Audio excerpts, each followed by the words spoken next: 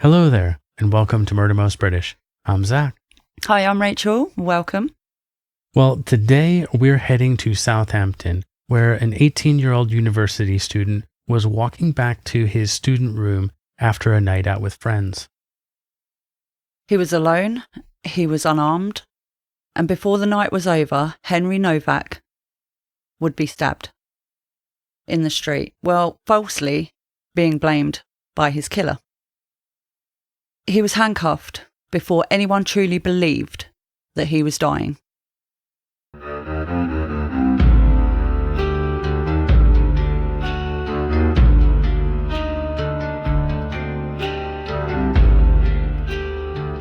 Ooh, here we go. This is what I'm talking about. Like, this one's a tough one, really. Unfortunately, Very much so. It's very much in the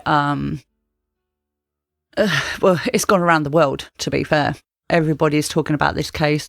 Yeah. Not just here in the UK, but all over. So we wanted to bring you facts. Yeah, there's a bit of like kind of a rumor mill. People saying things that aren't really true or they're half truths, stuff like that. We just want to bring it the way it was from court records, news articles, all that good stuff. Yeah. So we've done the research, so you don't have to. So anyways, it's a sad case. Before we begin, if you enjoy the episode, please give us a like, a subscribe on YouTube and follow the show and leave us a 5-star rating. That would be really helpful. Whenever you listen, it generally helps others discover us and what we do. So, this episode contains discussion of murder, knife violence, and distressing body cam footage or descriptions of that body cam footage. Some listeners may find this content distressing, so listener discretion is very, very advised. So now let's get to the story. So, on a December night in Southampton, Henry Nowak was walking home. He had been out with new friends, celebrating the end of his first semester at university. It should have been an ordinary walk through Portswood after midnight. But on Belmont Road, he crossed paths with a stranger carrying a blade. A few words passed, then Henry's phone was taken. Then the night turned. By the time the police arrived, Henry was on the ground, trying to tell them the truth. But another story had reached them first, and Henry Nowak was dying. So Henry Nowak was just 18 years old from Chafford Hundred in Essex, and by December of 2025, he had only just begun the life that his family had hoped for him. He was a first-year student at the University of Southampton, studying accountancy and finance, and the first in his family to actually go to university. He had done brilliantly at school, settled quickly into student life, and joined not one, but 2 football teams. So his family called him their kind, intelligent, and talented son. He was warm, funny, careful, principled, ambitious, and full of promise. The oldest of 4 children, close to his siblings and especially close to his sister Olivia. A few weeks earlier, his father Mark had helped him move into his university room. Henry had come home for a family pantomime, and his mother remembered him on holiday in Greece, beaming when he told her he had been offered a place at Southampton. By December, that future had become real. A city, a course, teammates, new friends, and a room of his own. Oh, That must be awesome. Yeah. An awesome feeling. Being the first one to go to university in his family will be such a proud moment for his parents. Yeah. Amazing. Yeah, definitely. He seemed like such a lovely lad. Mm. So on the evening of the 3rd of December of 2025, Henry went out with his new football teammates, celebrating the end of their first semester at university.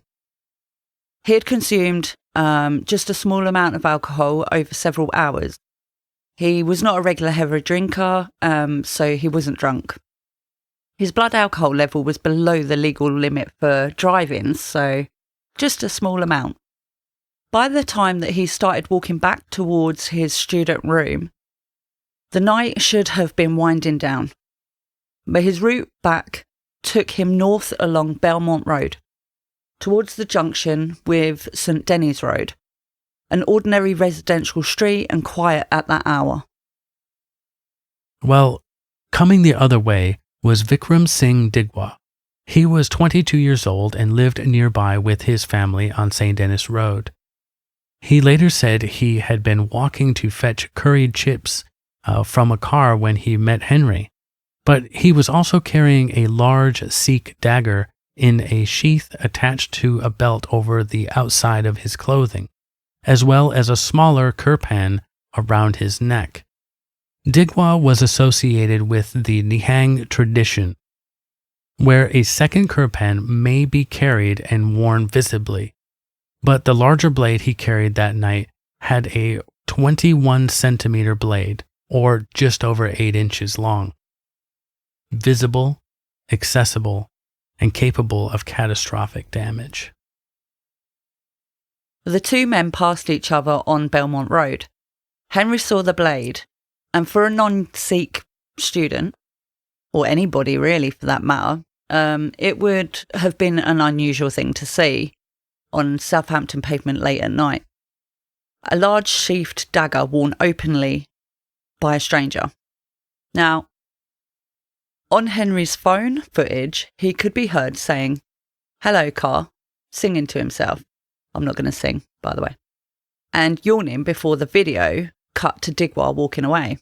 Then Henry asked him if he was a bad man. Yeah, that would be weird seeing someone just carry especially here in the UK. And to be fair, yeah, you I know. think a lot of Sikhs, they hide it. It's not openly visible. I think a lot of them do actually just wear it under the clothes. So it being on show is something that, you're just not really going to be. We don't really see that often, to be fair. Yeah, pretty weird. Well, it may have been cheeky.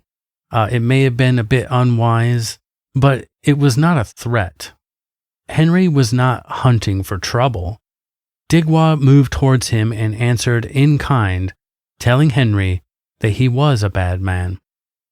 It might have sounded childish if not for the blade. Then Digwa grabbed Henry's phone and took it from him. That changed the encounter. Our phones carry our whole lives now, and when someone snatches it out of your hand, and when it just really feels like, oh, they're taking my life away from me, really. You got your bank cards, everything. Your instincts will take over and you reach for it. A struggle appears to have followed that, and Digwa's turban may have been knocked, pulled, or punched off from his head. And for a Sikh man, that would be a serious act of disrespect. But even serious disrespect has a boundary. It can explain anger, it can explain humiliation, but it cannot turn an unarmed man into a mortal threat simply because a blade is close enough to draw. Now, Digwa could have stepped back. He could have kept the dagger in his sheath. But he could have let the phone go. Shouted, walked away, called someone, done almost anything else. Well, instead of doing any of those things, Digwa drove the blade into Henry's chest, upwards through layers of clothing and into the tissue underneath. It passed between Henry's upper ribs, caught a lung, and cut an important vein behind his collarbone. The wound went 8 centimeters deep inside Henry's chest, and blood began filling the space around his lung. Well, the chest wound was fatal, but it was not the only injury. Henry was stabbed twice to the upper legs and slashed across the face, once to the lower abdomen and or groin area. One or more of those wounds took effect almost immediately. He could no longer properly raise his hands to protect himself. By then, this was not a fight between two men. Henry was defenceless, but still he tried to get away. He climbed onto a communal bin, got over a fence, and landed on a car in front of the property next door. The bloodstains showed he was already wounded before he made it that far. Man, I just don't understand how it could get that far so quickly over something so silly. It definitely escalated in an extremely quick way. And for him to be injured in that way, quite so severely, and be able to make it over a fence, and the strength that he would have had to, but use to do that. I can understand, hey, someone disrespects you or whatever, but whatever happened to, like sticks and stones may break my bones, but words will never hurt me. Yeah, I remember my mum teaching me that when I was little. It's like, come on, just because someone says something doesn't mean that you got to turn around and get your knife out. Yeah. That's so crazy. Henry was not showing that he was a threat to this person. And this person, knowing that he had this Kapan sword knife, he had the upper hand the whole time. Yeah. Just even knowing that he has that on him to defend himself. And knowing that Henry had seen that he has this on him, I'm sure Henry would never have... But it wasn't even to defend himself. No. He went on the offense and just lashed out at him. That's so crazy, man. But anyways, Digwa's brother, Gurpreet, arrived very shortly after the attack had finished. By then, the truth was being warped. Instead of calling for help and saying Henry had been stabbed, Digwa began filming him. He filmed Henry trying to get away. He filmed him suffering. Henry was not treated like a dying teenager. He was treated like a scene Digwa wanted to control. Vile. Absolutely vile. Well, Henry knew that he had been stabbed. Blood was collecting inside his chest, and breathing was becoming harder. But Digwa denied what he'd done. He told Henry it had not happened, claimed he had been attacked, and when Gurpreet asked whether racism had been involved, falsely claiming that Henry had used a racist slur against him. So, more of Digwa's family arrived at the scene. His mother and father were there, and Gurpreet spoke to the emergency call handler while describing his brother as the victim. He said, quote, "We're Sikhs, we wear a turban, and he's just attacked my brother."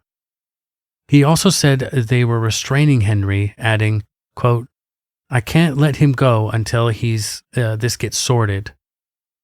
The call did not describe a dying teenager in urgent need of help. It described an accusation. Gurpreet said no weapons had been involved. When asked what weapons Henry might have seen, he said, quote, "I don't know what weapons he would have seen." Well, when officers arrived at 11:37 p.m., the same false story continued. Digwa complained of an injured eye, insisted that he had been attacked, and disputed that he had used a knife. Henry was on the ground, wounded, and still trying to tell people the truth, with whatever breath that he had left. He tried to push back against the story being told around him, but the first version that police had been given, well, it wasn't Henry's, it was Digwa's. So we're going to play the body cam from that, and it is a rough watch. So discretion is advised, okay? Yep, and if you do not wish to watch it, please just skip ahead along, a minute. or, Probably, yeah. Right just around skip there. ahead.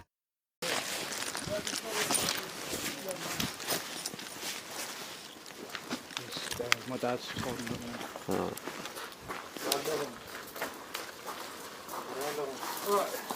He keeps dropping side to side, so I'm just trying to keep him set up. Alright. He's got a mouthful of blood, I don't want him...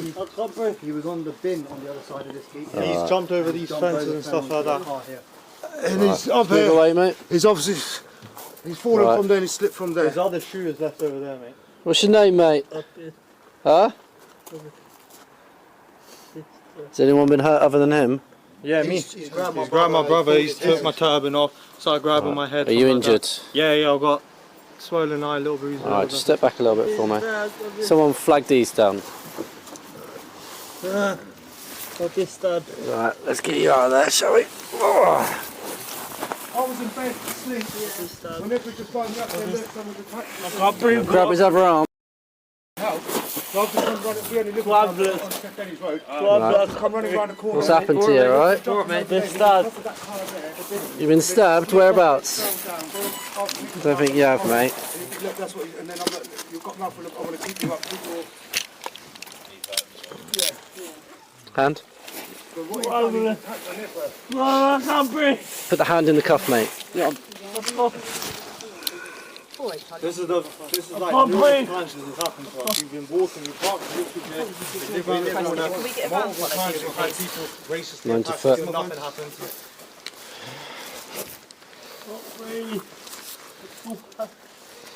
He's saying he's been stabbed, so Where let's is it just you check think you've him. been stabbed? In the face? Oh no, but we have to check, don't we? Right. In the face? Just get these to back off, get their details and that, and I'll keep hold of him. Please, brother, I can't breathe. Should we Right, keep you on your side, mate. You better retrieve then. So, yeah. Saying to him, I'm keeping him on his side. We were sat up when we had him here, but he didn't like it. What's your name, mate? At the moment you are under arrest, and that's for assault, so you do not have to say anything, may harm in defence. If you do not mention when questioned, it's up to which you later line in court. Anything you do say may be given in evidence, alright? God, this is just rough. So The body cam and everything, and him telling the cop, hey, I'm hurt. What are you doing? I'm hurt. You know, and they just drag him out. See, and this handcuff is him. where conversation has really kind of kicked up because, well, and rightly so, because I agree, in my opinion. So the police officers, as soon as I get that they've been called out on a certain, claim, basically, but if anybody is laying on the floor saying they can't breathe and they've been stabbed, you check. You know, it's take a couple of minutes to just check them over, say, oh, okay, we've not found any maybe, something else happened, you tripped and just winded yourself or whatever, but you check. The police should check. So, but he was heard saying but he was also numerous times on the ground, and he's you can hear clearly he's distressed. and your first instinct is just to turn him over and handcuff him, and it doesn't like, I can understand police procedure saying, hey, this person has done something wrong, we need to secure them because we don't want them to fight, we don't want them to be able to get up and run away.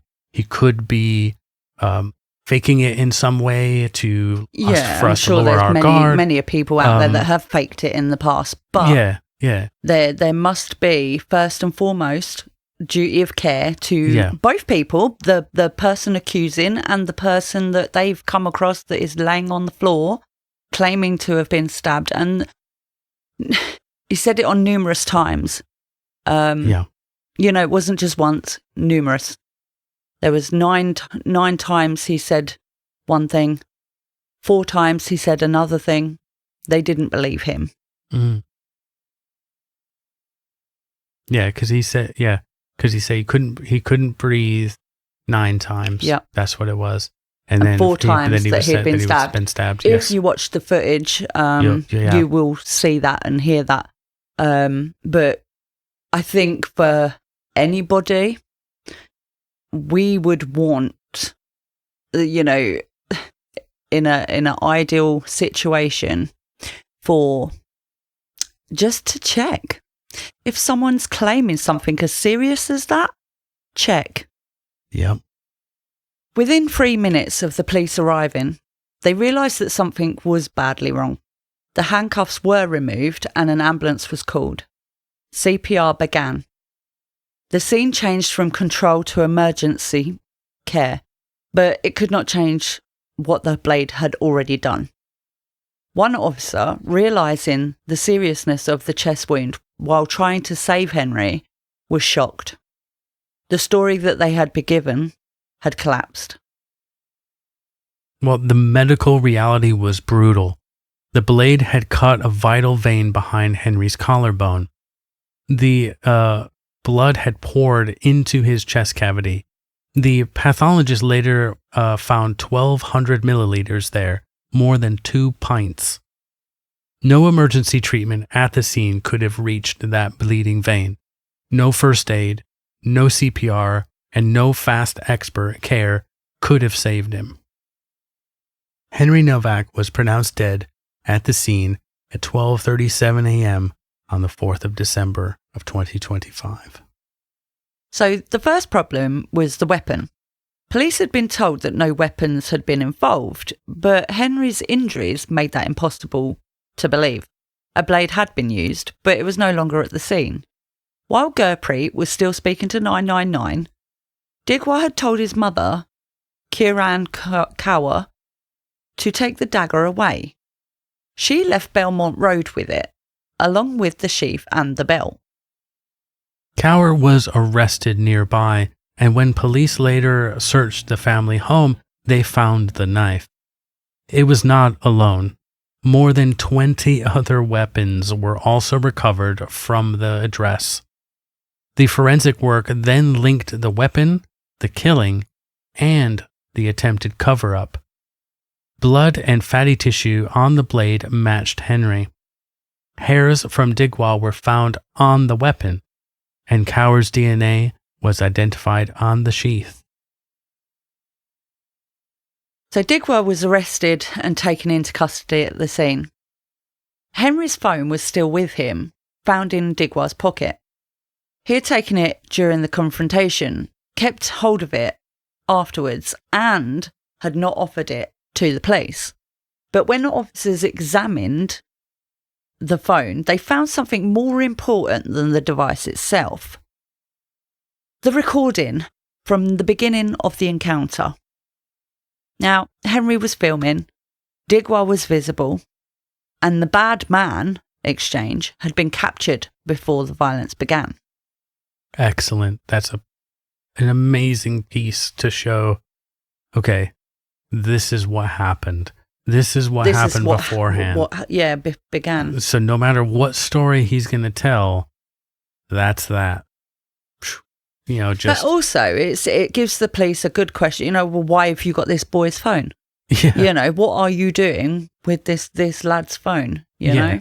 It's like, well, what, did you pick it up? Explain that, yeah. Explain why you have it in your pocket. You know, did he fall over and you picked it up, or what's going on here? Very, very sus. Well, that recording cut into the picture that Digwa had tried to create.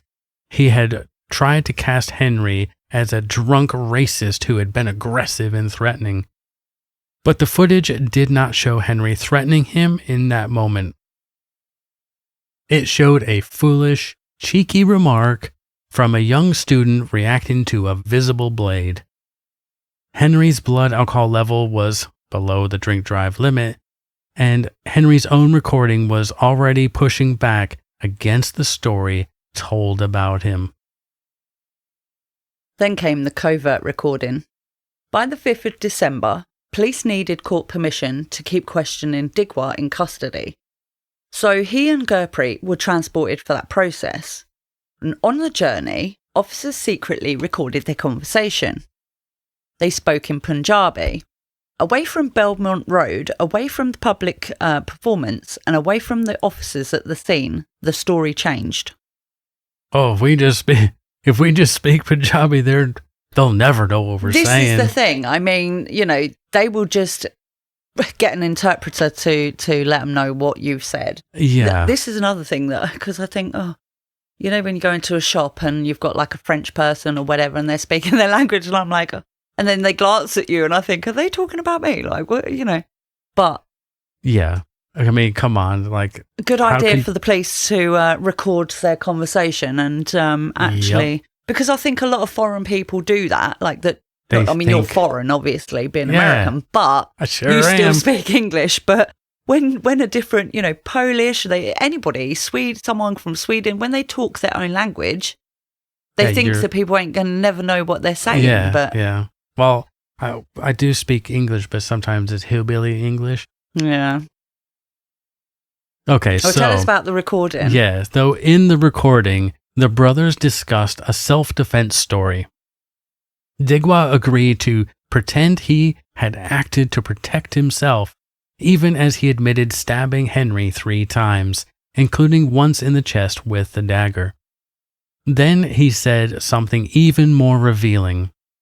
If there were cameras in that part of Belmont Road, he would not be able to put forward a self-defense. It was not the voice of a man certain of the truth. It was the voice of a man calculating what could be proved. Gross. Horrendous. But, you know, we see it in many cases. People do try to just get away with, you know, they try to, bend it so far to where, I mean, I'm surprised he didn't even say, oh, well, I've only just arrived to the scene, you know, I don't know this, you know, what's happened, blah, blah, blah. But I gotta come up with something because they're gonna nail me for this one because they're gonna come up with a story. They always do, and then the police go, "Well, what about this? Yep. And what about this? This is where I do. You know, obviously, there's a lot at the moment surround this case that some of the officers obviously didn't act in the way that we all would have liked them to. With checking his injury or checking for injuries. When Henry said that he had been stabbed and that he couldn't breathe. But there are police out there that do a good job, you know. So at the end of the day, we do have to recognise that as much as there is some, you know, really useless police out there, there are some really good ones too. Yep. Well, in formal police interviews, Digwa did not answer questions about the incident. On the 7th of December of 2025, he made a written statement. Now, later, one criminal proceedings was underway, and he made another statement. He made another statement developing and modifying the account again. The story did not stay still. It shifted as the evidence closed in around him. As it does, because you go, oh, they've got this on me. Oh, okay, what do I do now? Okay, well, this shifts here. If you're telling the truth, it never changes. No, it won't. It won't ever change. It might define certain aspects, but it's never going to just fundamentally change and branch off into another story. It's just going to be like, okay, well, it added detail to it. And this is where you can tell whether someone's lying or not. You know, if you ask them and question them about a specific thing, and, you know, then you go back and you ask them a couple of days later, if they say the same thing that they said in the first place, it's true. Yeah. You know? More than likely, yeah. Well, okay. So the murder investigation and the police watchdog inquiry now moved on separate tracks, okay? So detectives had built their case around what Digwa had done, what he had hidden, and what he had said when he thought only his brother could hear him. The IOPC would later examine the officer's conduct with Henry, but for the criminal case, the lie had reached the end of the road. Well, by the time the file was ready for court, Digwa's account had been tested from every direction. The story he had tried to build around Henry could not survive the evidence. Not the missing blade, not the phone, not the recording in custody, not even Henry's own words from the ground.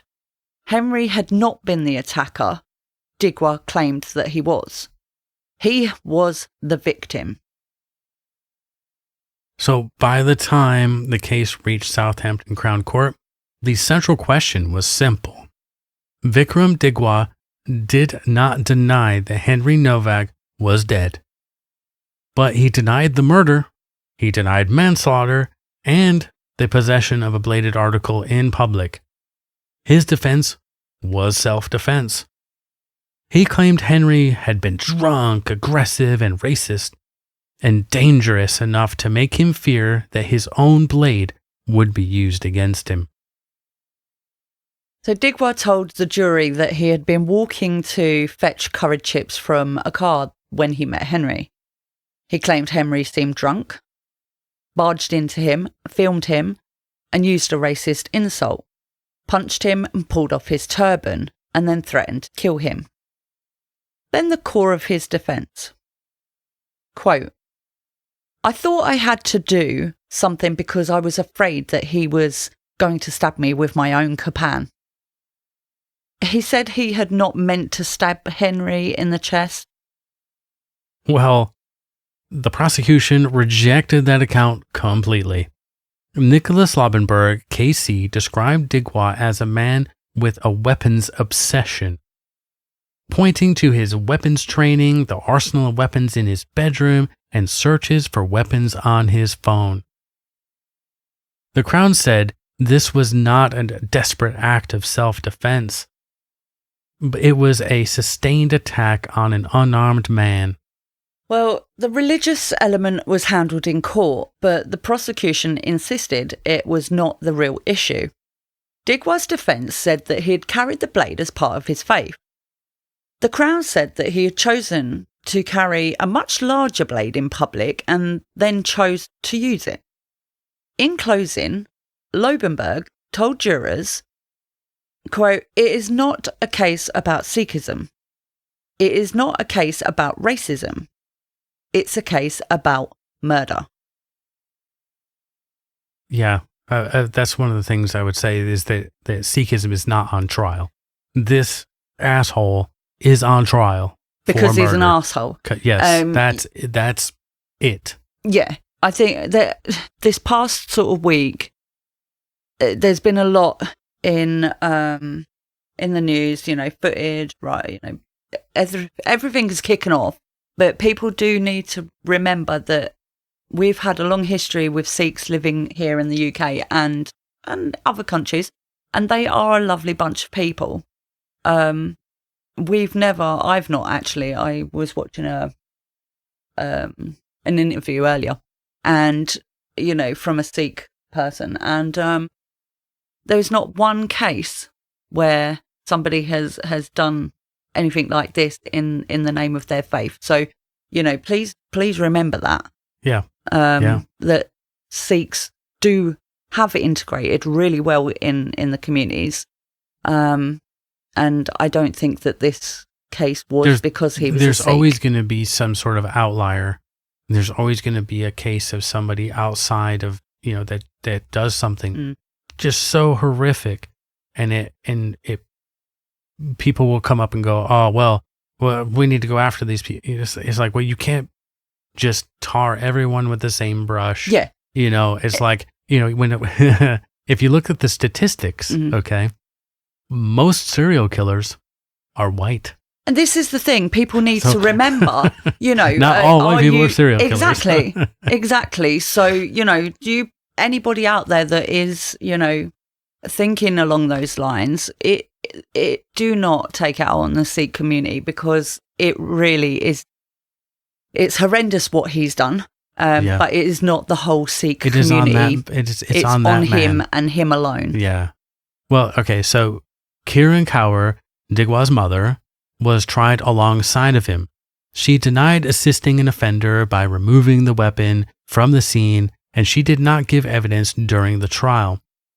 Her barrister argued she was distressed and uninformed and had placed the item among religious objects at home rather than deliberately hiding it.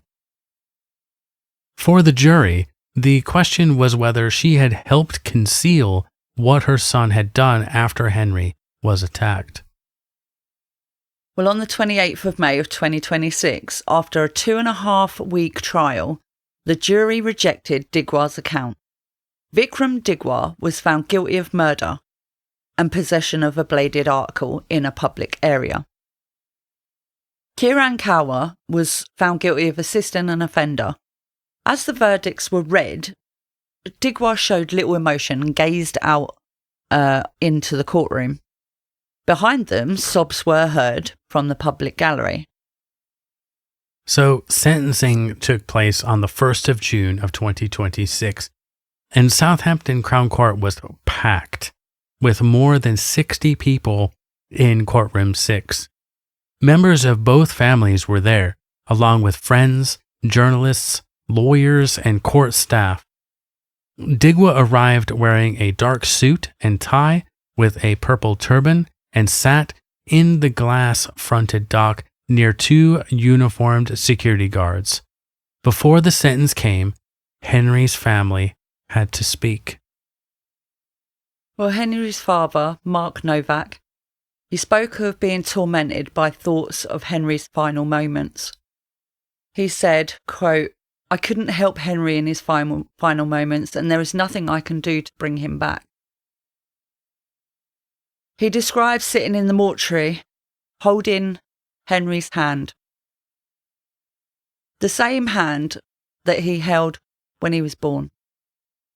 Then, with his voice breaking, he spoke directly to his son. Quote, "To my dying son, who I love beyond words, I am so sorry that I let this happen." Henry's mother, Lucy Ross, described Henry as ambitious, determined, and full of life. A messy sod and always hungry.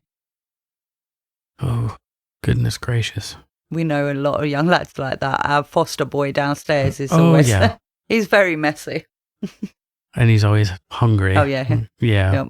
Yep. But just that... It's just harrowing. That really struck me because it's like he went there to hold his hand and he remembered holding his hand, when he was a baby, and it just... And to be fair, for these parents of Henry, I have a daughter that's 21, and it only feels like yesterday she was like 5, Yeah. And I just, from one parent to another, my heart is with you. Yeah, that would, I can only imagine that'd kill me to have to do something like that. Oof. Okay. Now let's move on. We're getting a bit emotional here. We won't be able to get through the rest of the case, so. Henry's stepmother, Katie, spoke about telling Henry's 10-year-old brother that he was dead. She said raw, unfiltered sobs echoed through the house. Later, when the family cleared out Henry's university room, they found his advent calendar with only the first 3 doors open. That is unusual for, Yeah, our daughter, she used to eat them all in one day, didn't she? Yeah. Oh. Well, she said, that broke me. Olivia, Henry's sister, spoke directly to Digwa. Quote, "If you had known him, you would never have hurt him." Henry's stepfather directly challenged the portrait Digwa had tried to paint. He said Henry, quote, would not tolerate racism, sexism, or bullying, and that he treated people with respect and kindness. After a trial in which Henry had been accused of racist abuse, he could no longer deny. Those words mattered. They were not only a tribute, they were a defence of Henry's name. When Judge William Mosley Casey began his sentencing remarks, he turned first to Henry, describing him as a much-loved, kind, hard-working, and ambitious young man. Then he told Digwa directly, "You, Vickrum Digwa, murdered him." He said Digwa had robbed Henry of all those he loved, all the things he cared about and liked to do, and had brought misery and a lifetime of loss upon Henry's family. Well, the judge also rejected the lie that had followed Henry from Belmont Road into the courtroom. On the racism allegation, he was blunt. Quote, "I am sure that Henry said nothing racist." He added, "You are the only person to make that claim, and it is completely at odds with his previous character." The judge also addressed what happened after the stabbing. Digwa had shown a, quote, callous disregard for Henry's well-being, filmed him running away and lying there injured, and tried to cover up what he had done. The judge said he had abused the privilege extended to Sikhs to carry a knife in public for religious reasons, dishonored his religion, and put others at risk of repercussions. The prosecution had argued for a 25-year starting point, but then the judge began at 15 years. But then he increased it because of the violence, the filming, the cover-up, and the blame placed on Henry. The wider impact and the way that Digwa's lies shaped the police response. He then reduced the term for Digwa's age, his lack of previous convictions, and the absence of premeditation. But there were no other mitigating factors. 25 to life. Do it. Be like America. Well, I always say, you know, life should be life, to be fair. I think there are mitigating, like we've said this before in previous episodes, there are mitigating circumstances with, you know, but the way he went about this murder and the way he did it and acted, that's a 25 to life. At the end of the day, no premeditation. Okay, fair enough. But he resorted to killing this boy. You know, it wasn't just one little stab, you know, in a place that wasn't fatal enough, or he stabbed him 5 times. He recorded it. It was so callous and disgusting that, yeah, there should be. I mean, what a waste of his life. Maybe the first stab was out of anger. He was disrespected, you know, whatever. But then he continued to do so, and his actions afterwards, that was a sort of premeditation in my mind. He was thinking about, I was like, oh shit, okay, I got to cover this up now, blah, blah, blah. You know, that, come on. More than what he got. Yeah. Okay, so Digwa was sentenced to life imprisonment with a minimum term of 20 years and 190 days before he could be considered for release. On the weapons charge, he received 2 years to run concurrently. Kiran Kaur, his mother, was sentenced. Her sentencing was delayed, you know, after this, and was set for the 17th of July. But the courtroom did not empty quietly. After Digwa was led down from the dock, voices were raised between people connected to both sides. Cries of "Stop, stop" could be heard, and 14 police officers were later seen in the foyer. I mean, I know that they have to, you know, you have to have a lot of decorum in courtrooms, but yeah, I personally don't think that I could not say or shout something or, you know, be, because it's probably the only time that the family would be able to say something. But I think you're also like, there's so much emotion. Yeah. And there's so much like, you're different just so emotions charged. all at once. And anger, sadness. Yeah, I think there's some of it's like you're happy that you got the result, but then you're sad because another life is gone down the fucking shitter. Yeah. You know, like I could, you know, no matter what he did, he threw his life away. Mm. Yeah. Yes. You're absolutely right. I think that's the thing that I took from this case is one of the things. Henry's death was absolutely, there was no reason for it whatsoever.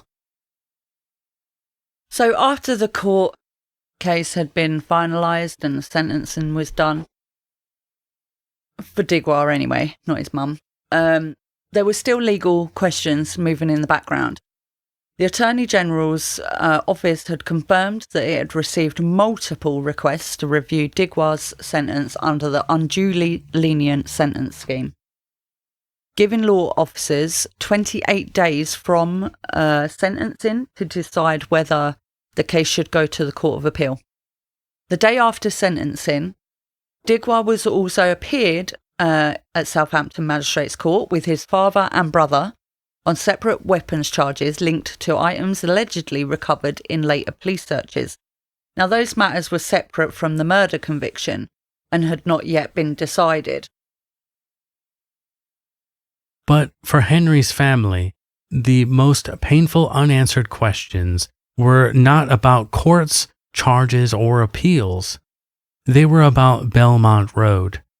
Hampshire and Isle of Wight Constabulary had referred itself to the Independent Office for Police Conduct, or the IOPC, after Henry's death. And the watchdog confirmed it was examining officers' contact with Henry before he died. That included the use of handcuffs, the first aid given, and the decisions made while Henry was on the ground, saying he had been stabbed, saying he could not breathe, and still trying to be believed. So after the verdict, Temporary Deputy Chief Constable Robert France apologised publicly. He described the scene as extremely complex, but he also said something that cut straight through to the heart of the family's anger. He said, "I don't want to hide the facts. I want people to understand the full facts." He said the force would look at officer training, particularly first aid training, and added, quote, "We should always listen to someone who is telling us they are injured." Yes, you should. 100%, my friend, 100%. Well, the body cam footage was released with the family's permission, became the image many people would remember.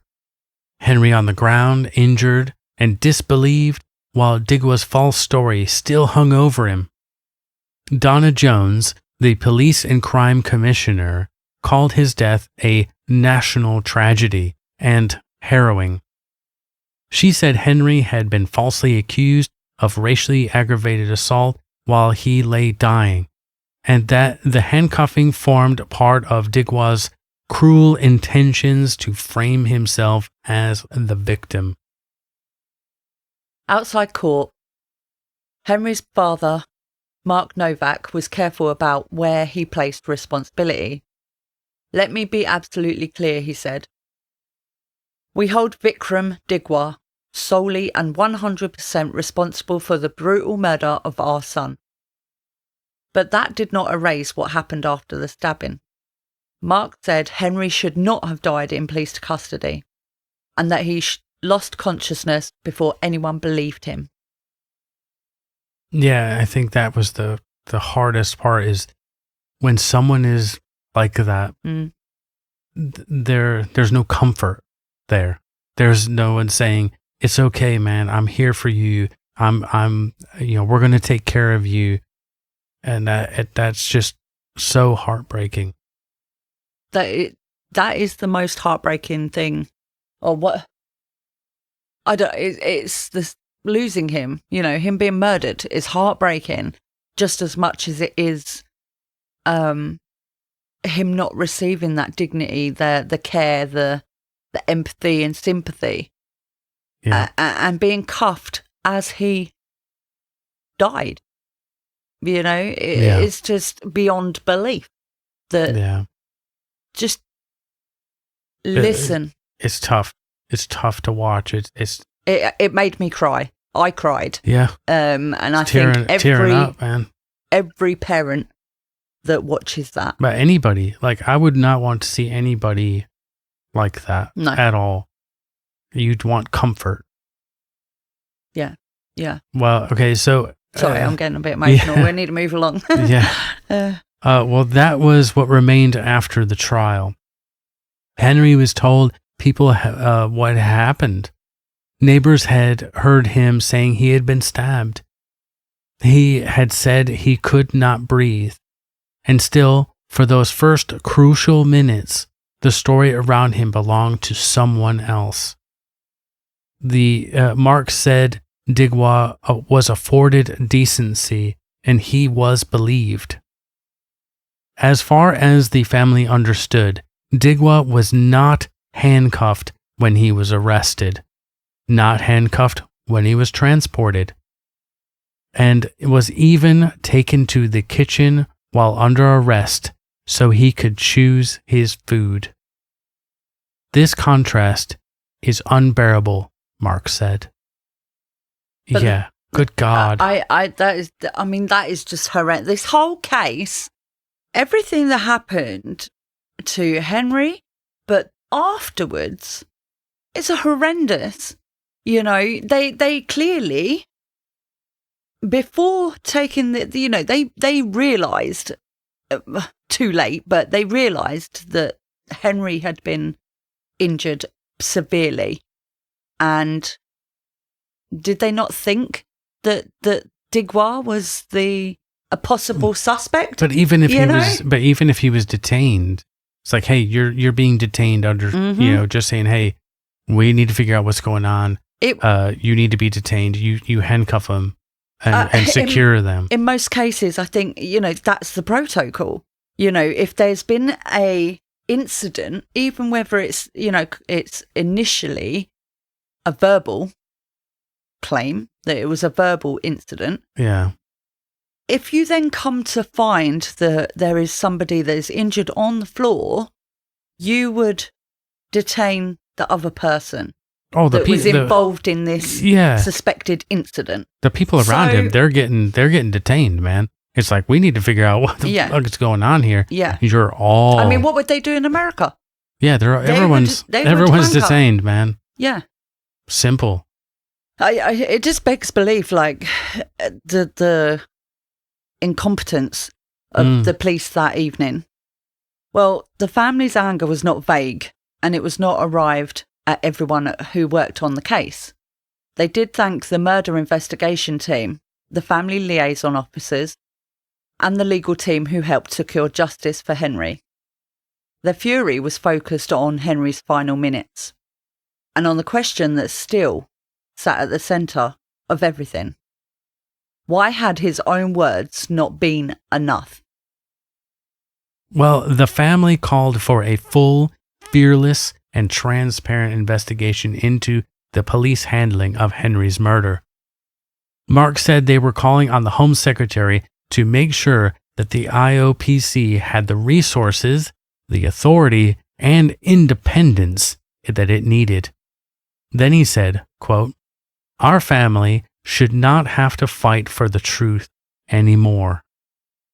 It was a devastating line, because the trial had already proved how much Henry's family had been forced to fight, not only for justice, but for Henry's name, Henry's character, and Henry's final words. Well, as anger spread beyond the courtroom, Henry's family were also clear about what they did not want. Henry's father, Mark, also said, "We do not want his death to be used to create further division, hatred, or tension. We want his story to help make our streets safer for everyone." Now that mattered. Henry had been falsely cast as racist by the man who killed him. His family did not want another false story growing out of his death. Their fight was for truth, accountability, and change. Not for Henry to be dragged into someone else's hatred. Well, the case had already pushed a wider debate into public view. Donna Jones said she had written to the Prime Minister himself, calling for an urgent review of laws around carrying bladed articles for religious and ceremonial purposes.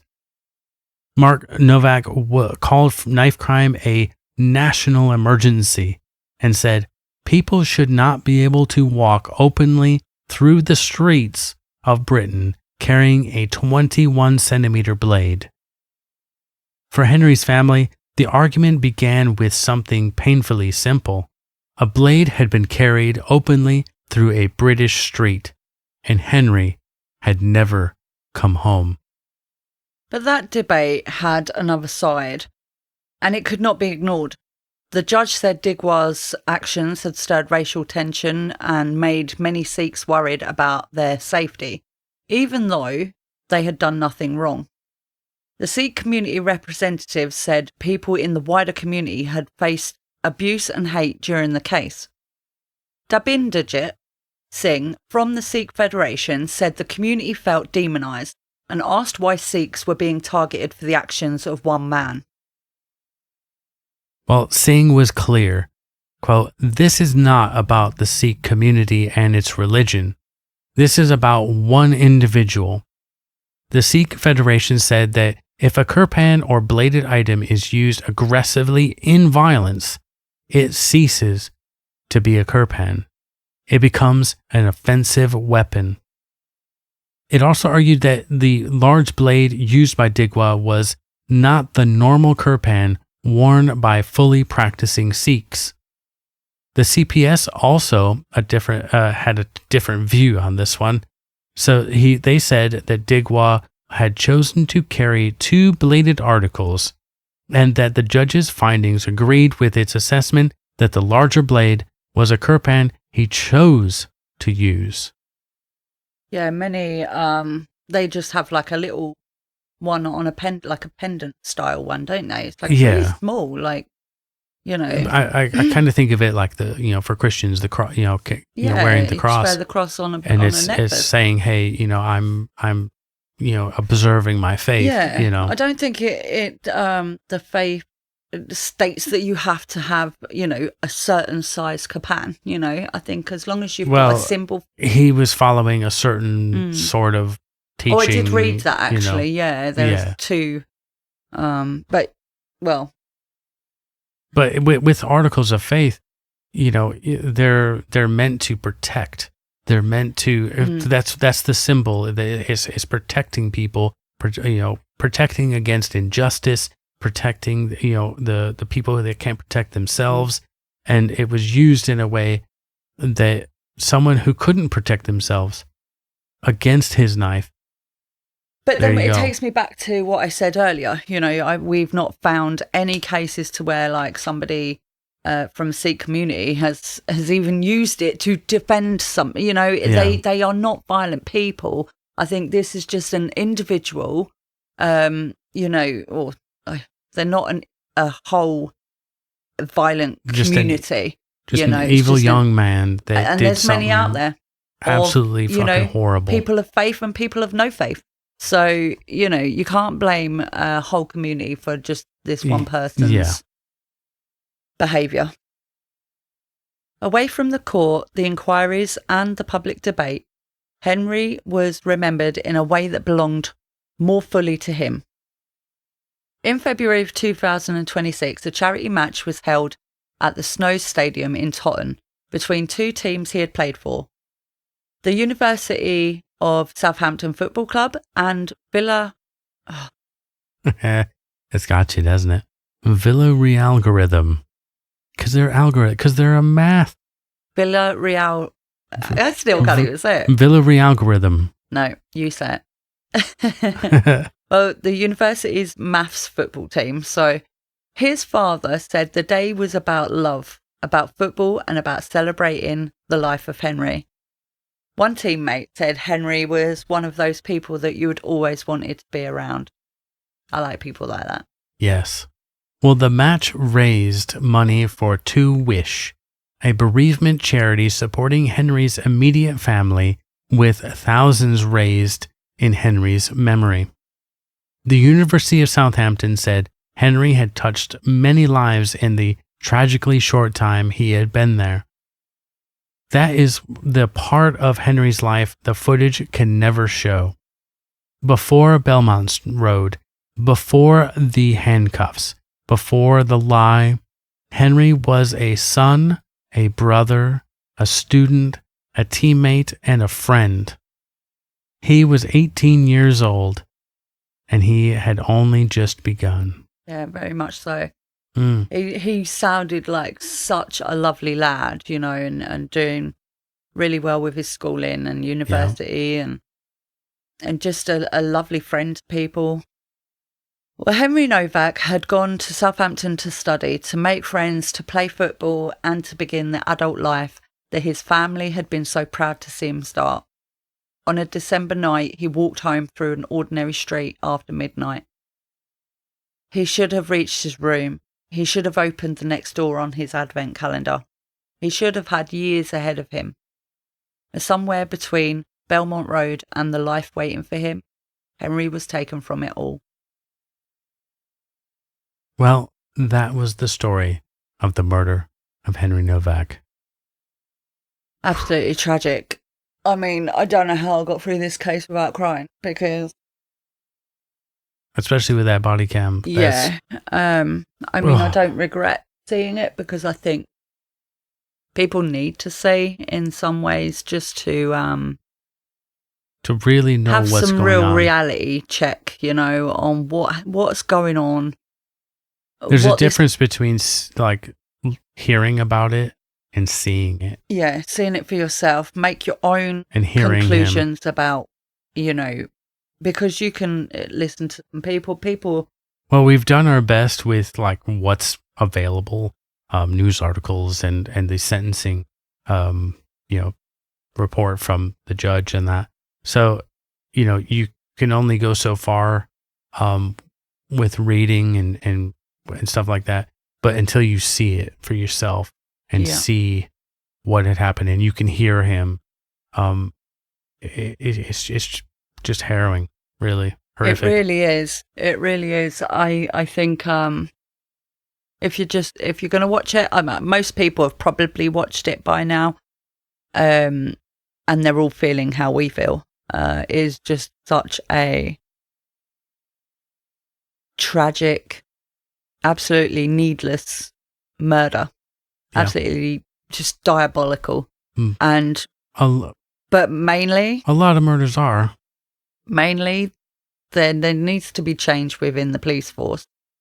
And that's with training. Like even because I mean I was in the military, you know, and there, I don't mean to laugh, but it's just like someone fucks up, and like kind of like when I was in basic training. So when someone would mess up, the drill instructors would just yell at them. It's so everybody could hear them, to know, hey, this person messed up. This is how they messed up. This is what they need to do. Blah blah blah, and everybody's warned. You know, it's a you know, everybody needs to know you can't do this, and this is really amplified big time across, not just, like we said, not just the UK, but the whole fucking world. Yeah, I think you know, it is obviously in big discussion at the moment, and I just hope that it brings about good change within police training and things like that, and that if no matter the situation that they are attending on initial, you know, an initial 999 call or whatever initial reports they receive, if somebody states or, you know, is in the situation where they are showing that they are not quite with it, i.e. laying on a floor, you know, claiming that they have been stabbed, they can't breathe, then you check. That is the first thing you do, is check. And then hopefully they find nothing and they can deal with the incident. But first and foremost, duty of care. Check them out. To all parties, and especially a person that is saying that they are hurt. I will say that reportedly, don't know, that one of the police officers that had attended, they have resigned. They have, but it has been on the news, it's been confirmed, on the media. 100%. So it has been confirmed that one officer that was part of that the incident has resigned. We obviously don't have any more further information. Apart from the IOPC will be investigating, in it, and we'll yeah. see what happens with all of Yeah. that. But obviously, you know, you can comment down below, you know, find us on Facebook and drop us comments and stuff. And Yeah, we please can tell keep us what up you with think. the case Yeah. within the IOPC, and also Digwa's mum, who will be sentenced. So we'll follow Yeah. that as well. 17th of July. Yeah. So. Oh, yeah, that Stephen McCullough, our Oh yeah. While Live we're stream here, live. we might as well. If you'd listened to the case of the live stream lie. yeah. Stephen McCullough, yeah. Well, he's actually the He case we covered. We finally been only knew that sentenced. he got sentenced to what was it? Wasn't it 31 years? Yes, he got sentenced. So the sentencing time frame actually has been released now, and he's got his time frame of being in prison, and Yeah. he got 31 years Yep. in jail. So yeah, that's a little update on the case that we done there. If you've listened to it, if not, go back and listen. That'd be Yeah, great. go back and listen. So anyways, But anyway. thank you so much for listening. If you'd like to support the work that we do here in the archive, you can join us on Patreon for ad-free main episodes, early access, exclusive bonus cases, Q&As, live streams, and access to our Discord community. So lots to do on there. Yeah, lots and lots going on. So if if you want to do any of all that stuff, our What's with the voice? our Patreon and Discord and socials, and everything else is our link tree below. You're so funny. Well, if you enjoyed this episode, please like the video, subscribe on YouTube, follow the podcast, and leave us a 5-star rating wherever you listen. It generally helps others discover the stories that we tell. So until next week, stay safe and stay curious. Take care of yourselves.